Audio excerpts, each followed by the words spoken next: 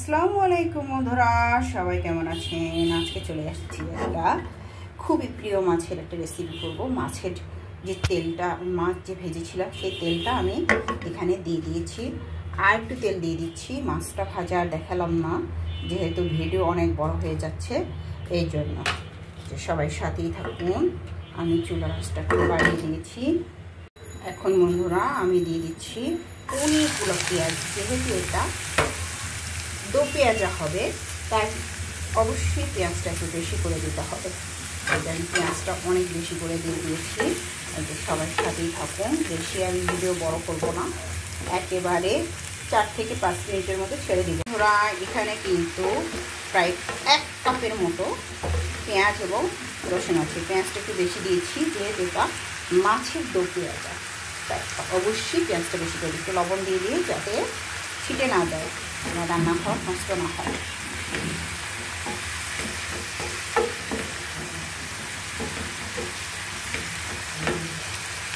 পেঁয়াজটা কিন্তু পানি পানি কালার হয়ে গিয়েছে। আমি বেশি কিন্তু ব্রাউন কালার করবো না, পানি পানি কালারে রাখবো। এখন আমি দিয়ে দিচ্ছি একটু পানি, যাতে পেঁয়াজটা আমার পুড়ে না যায়।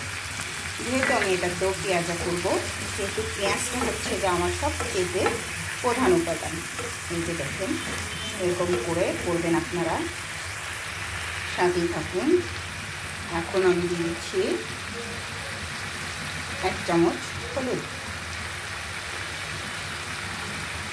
1 চামচ মরিচের গুঁড়া,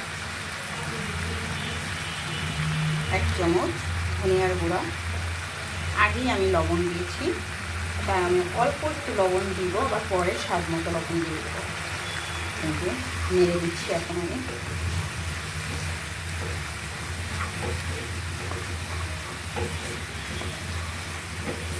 সুন্দর করে নেড়ে দিচ্ছি। আপনারা এরকম নেড়ে দেবেন, এবং যতক্ষণ পর্যন্ত তেলটা উপরে উঠে না আসবে ততক্ষণ পর্যন্ত নাড়াচাড়া করতেই থাকবে। আমার পেঁয়াজটা প্রায় হয়ে গিয়েছে। এখন আমি নেড়ে চেড়ে দিচ্ছি, একটু পানি দিয়ে দেবো। আমি একটু পানি দিয়ে দিচ্ছি, যেহেতু আমাদের আজান চলছিল। এক মসজিদের আজান হয়ে গেলেই তো হলো, তারপরে আমি চুপ করেছিলাম, পরে এখন আবার ভিডিও শুরু করলাম। বন্ধুরা এই যে দেখেন, তেলটা কিন্তু উপরে উঠে আসছে, অনেক সুন্দর হয়েছে কালারটা। যেহেতু এটা মাছের হলো দো পেঁয়াজি, অবশ্যই পেঁয়াজটা একটু বেশি করে দিতে হবে, রসুন কম দিলেও চলে। অনেক সুন্দর করে আমি কষিয়েছি। আপনারা এরকম করে কষিয়ে নেবেন যারা নতুন আছেন। দো পেঁয়াজা করতে হলে অবশ্যই পেঁয়াজের পরিমাণটা একটু বেশি দিতে হবে, না হলে কিন্তু ভালো লাগবে না। মাঝে মাঝে কিন্তু ফুলগুলা দেখলে না মনটা অনেক ফ্রেশ লাগে রান্নাঘরে, এই জন্য ফুল রাখছি, যাতে দেখে দেখে মনে হবে যে আমি ফুল বাগানে আছি, আর রান্না করতে একটা অন্যরকম একটা মনোরম পরিবেশ সৃষ্টি হবে, মনেও শান্তি লাগে ভাই ফুল দেখলে। এই জন্য ফুল রাখছি রান্নাঘরে, যাতে ভালো লাগে। আপনারাও দেখেন, আপনাদেরও ভালো লাগবে। এই ফুল, সুন্দর সুন্দর ফুল। এখন আমি দিয়ে দিচ্ছি মাছ। এই যে সেই ইলিশ মাছ। ইলিশ মাছের দো পেঁয়াজা করতে হলে অবশ্যই কিন্তু পেঁয়াজটা একটু বেশি করে দিতে হবে।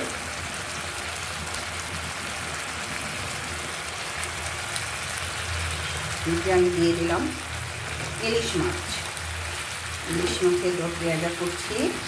এই যে এখন আমি উল্টে দিচ্ছি, যে আপনারা সবাই সাথেই থাকুন। ক্যামেরা নিয়ে হাতে করছি, ট্রাইপড লাগানোর মতো কোনো পজিশন আমার এখানে নেই। এই যে হাতে নেই করতে হবে, ঠিক কদিন ভিডিও করি।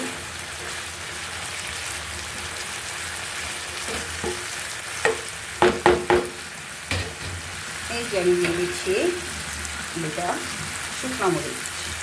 এখন আমি দিয়ে দেবো একটু পানি। যেহেতু এটা ইলিশ মাছের দো পেঁয়াজা, তাই পানির পরিমাণটা একটু কম হবে। আমি একটু অল্প দিয়ে দিচ্ছি, ঝোলটা খেতে কিন্তু অনেক মজা লাগে ইলিশ মাছের। অবশ্যই আপনারা এরকমভাবে করে দেখবেন। দিয়ে দিলাম পানি।